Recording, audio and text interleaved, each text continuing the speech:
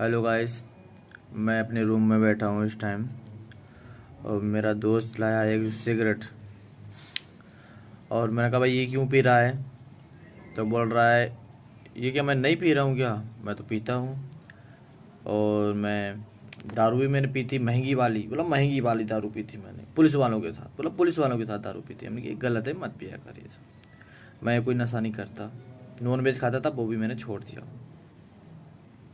ऐसी जगह पहुंच गया कि नॉन वेज छोड़ना ही ज़रूरी था। तो हम बस उनसे यही कहना चाहेंगे कि जो लोग कहते हैं कि मैं घर वालों को नहीं बोल लूँगा, मैं नशा करता हूँ, उनको नहीं पता है, अपने घर वालों को धोखा मत दो। और रही बात कि संगत की, तो संगत हमारी ऐसे ऐसे लोगों से है बहुत नशा करते हैं, लेकिन हम अपनी शारीरिक और मानसिक जो जो क्या नाम है जो होती हैं वो क्या बोलते हैं इंद्रियां, तो शारीरिक एवं मानसिक इंद्रियों पर हम बहुत अच्छे से काबू पा सकते हैं अगर हम चाहें तो। पौवा तो बोल देगा भाई आ जा मेरे को पी ले, मेरे को क्या बोलना है, नहीं पीना है उसको। पौवा तो बोलता ही है कि मैं पीना है। हम यहाँ पे आए हैं, दारू मेरे सामने लोग पीते हैं, मेरे को कई बार बोला है, हाथ में दे दी है, मैंने कहा नहीं। मैंने कहा मैं वो इंसान हूँ आज तक किसी का रंग नहीं चढ़ा है। संगत सबकी की है पर रंगत नहीं चढ़ने थी। संगत सबकी है अपनी, अच्छे से बुरे बुरे लोगों की संगत है, गैंगस्टर लोग हैं जो एक पल में भी खत्म कर सकते किसी को, पर रंगत नहीं चढ़ने दी। तो बस यही कह रहे हैं कि रंगत मत चढ़ने देना अपने को। मैं खुद वहां से उठ के आया हूँ जहाँ पे लोग आत्महत्या कर लेते हैं। मैं इतना अच्छा कमाने वाला इंसान, शायद 4 लोग मिलके इतना नहीं कमा सकते जितना मैं अकेला कमाता था। और आज मैं 15-20 हज़ार में जॉब की काम कर रहा हूँ, जॉब मान लो। अब जो भी करूँगा, क्योंकि मैं धूप में काम नहीं कर सकता, जो मेरा काम था वो धूप का था, धूप मेरे को बर्दाश्त नहीं है। अब जॉब करना पड़ेगा मेरे को। 19,000 रुपये बताए थे। अब कल मैं वहाँ जा रहा हूँ, आज उज्जैन से लौट के आया, कल मेरा जॉब फाइनल हो जाएगा। आज मैं गया था, उन्होंने कहा कल आ जाना, लेकिन क्लीन करवाना पड़ेगा ये सब डाली। तो बस यही मैं कहना चाहूँगा लोगों से कि त्याग बहुत ज़रूरी है। हमारे परिवार में माँ बाप होते हैं, नॉन वेज खाते हैं, तो बच्चा जब पैदा होता है, छोटा होता है, तो उसको हम लोग हड्डी रख देते हैं उसके हाथ में कि ले बेटा हड्डी को खा। तो बच्चा है, छोटा है, वो क्या जाने, मांस वो नहीं जानता इतना, तो वो खा लिया। अब बचपन से उसने वही स्वाद देखा है, वो बचपन से सीख गया मांस खाना। बड़े ऊपर भी मांस खाया, शायद मेरे पापा ने मेरे हाथ में हड्डी दी थी, मैं मांस खाने लगा। लेकिन अब मैं ऐसी जगह पहुंचा, मेरे गुरु गोरखनाथ ने, शायद वो उनको देख नहीं सकते, लेकिन वो ज्ञान हमारे अंदर डालते हैं। कहाँ से ज्ञान आता है, मैं खुद हैरान हूँ कि मैं इतनी ज्ञान की बातें कैसे कर लाता हूँ। लोग मेरी बातों को रिकॉर्ड करके ले जाते हैं, कई बार कई लोग आईफोन से मेरी बात को रिकॉर्ड करके ले गए हैं, लेकिन एक जगह मैं बदनाम हूँ। वो जगह कौन से, वो मेरी ससुराल है। कोई बात नहीं, आई इग्नोर फॉर डैट, मैं ध्यान नहीं देता। तो हम उनसे माँ बाप से ये कहना है कि अपने बच्चों को हाथ में नॉनवेज नहीं देने का है। एक पीढ़ी को त्याग करना पड़ेगा, चाहे नशा हो चाहे मांस हो। अगर एक पीढ़ी त्याग करेगी तो उस घर में कोई भी बच्चा होगा वो नशा नहीं करेगा। शायद में सोचेगा मेरे पापा दारू नहीं पीते, छूते भी नहीं है, पीना तो बहुत दूर करी, छूते भी नहीं है, और इसलिए हमारी हिम्मत नहीं पड़ती कि मैं भी दारू पीऊँ, मैं भी नशा करूँ, वो अच्छा नहीं लगता। नशा हो, लड़कीबाजी हो, मेरे को बहुत अच्छे से शारीरिक एवं मानसिक जो हमारी जो शारीरिक एवं मानसिक जो होती हैं ना इच्छाएं, जो भी हैं, जो इंद्रियां, बहुत अच्छे से काबू पा सकता हूँ। स्वयं कामदेव आ जाए ना, मैं भी फिर भी काबू पा सकता हूँ, क्योंकि मैं शादीशुदा हूँ। और जब भी मैंने कारवेज में मोहब्बत जिससे भी करी थी, हद पार कर दी थी। छोड़ा उसने है, मैंने नहीं छोड़ा है। तो जिससे भी करो उसको जीवन साथी लास्ट टाइम तक की। अगर तुमको देख रहा है वो जीवन साथी तुम्हारा परेशान कर रहा है, कुछ भी कर रहा है, उसको छोड़ त्याग कर दो, उसका भक्ति में चले जाओ। लेकिन ये नहीं है कि हाँ तुम शादीशुदा होकर मुंह मारो, मुंह नहीं मारना, त्याग कर दो उसका, मुंह नहीं मारना। जब सारे रास्ते बंद हो जाते हैं ना, तो एक रास्ता होता है, वो उसे हम भक्ति का रास्ता कहते हैं।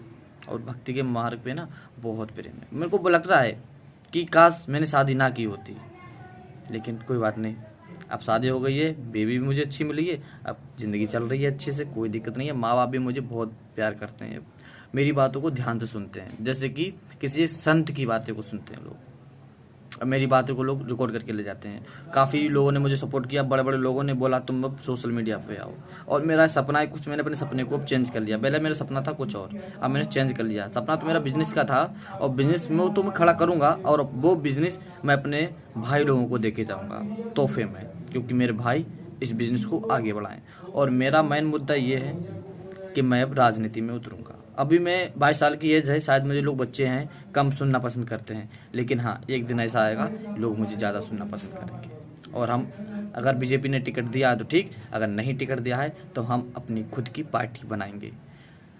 राजनीति में उतरने के लिए दो चीज़ों का बहुत ज़रूरी है, एक तो पब्लिक का सपोर्ट और दूसरा पैसा। पैसा हमारे पास नहीं है इतना, लेकिन पब्लिक का सपोर्ट बहुत जल्दी होने वाला है, और बस मुझे यही चाहिए, पब्लिक का सपोर्ट।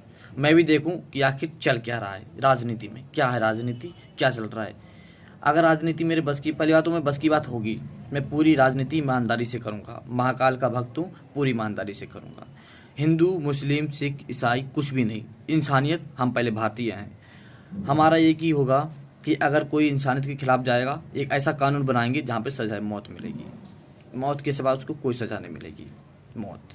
हमारे पास इतना राशन पानी नहीं है हम उनको जेल में बैठा के खिलाएं, लेकिन हाँ पूरी रिसर्च करने के बाद में जब गुनहगार होगा हम उसको इनकाउंटर करेंगे।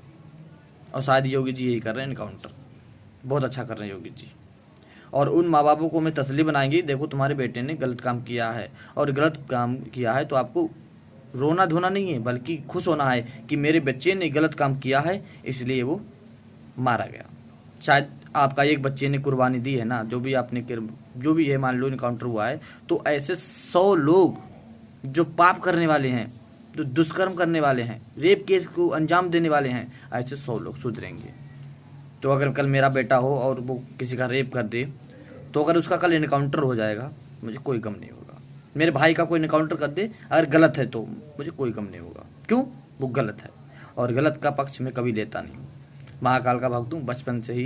पहले तो थोड़ा बहुत चलो झूठ नादानी में बोल जाता था, लेकिन अब गुंजाइश नहीं है, न धोखा की ना झूठ की, ना बोलता ना सुनता और ना ही बर्दाश्त करता। जय हिंद। और हमारे लिए धर्म से भी बढ़कर, धर्म तो हमारा है ही, हम जिस चीज़ में हैं, लेकिन एक चीज़ और है, राष्ट्र धर्म सर्वोपरि। राष्ट्र से हम बहुत प्यार करते हैं और इसलिए यही सुधर के चल रहे हैं, क्योंकि काफ़ी लोगों ने मुझे इतना तंग कर रखा है। हम चाहते तो गुंडा बन जाते, लेकिन नहीं, हम संविधान से बहुत मोहब्बत करते हैं, कानून की व्यवस्था को बहुत मोहब्बत करते हैं, हम कानून की अर्थव्यवस्था को बिगाड़ना नहीं चाहते, हम गैंगस्टर नहीं बनना चाहते। क्यों? क्योंकि हमें कानून बहुत प्यारा है, हमें भारत माता बहुत प्यारी है। मैं राष्ट्र भक्त हूँ और मैं ऐसा कोई भी काम नहीं करूँगा जिससे कि मेरी भारत माता का दिल दुखे। और हिंदू मुस्लिम ये भी भाई हैं, और ये जो कीड़ा है इनके नफरत का, ये इसको ख़त्म करते हैं। एक माँ के 2 बेटे हैं और 2 आपस में लड़ेंगे और मर जाएंगे, तो इस माँ पे क्या बीतेगी सोचो। कल को अगर हम लोग लड़ाई करें, तलवार वो मेरे मारे वो हम उनके मारें, खून के लथपथ दोनों मर जाएंगे, और माँ भारती का आंचल खून से लथपथ हो जाएगा। इतना बुरा लगेगा कि एक माँ के 2 बेटे और खून से लथपथ हों और उसके पल्लू में बंधे हों, तो उसको कैसा लगेगा? सेम डेट मैं भारती माता का दिल फट जाएगा। तो ऐसा नहीं करना है, कुछ नेता लोगों की भड़कावे में नहीं आना है। इलेक्शन का माहौल चल रहा है, दिमाग से सोचें और अपने जो आपसी संबंध हैं खराब ना करें, क्योंकि नेता लोग नहीं आएंगे, पड़ोसी ही आएगा। जब घर में आग लगेगी, कुछ भी बात होगी, दुख परेशानी होगी, नेता नहीं आएगा। मुझे उम्मीद है आप लोगों को मेरी बातें समझ में आई होंगी, तो इसलिए अपनी बात को विराम दे रहा हूँ मैं। जय हिंद, जय महाकाल, जय भारत माता की।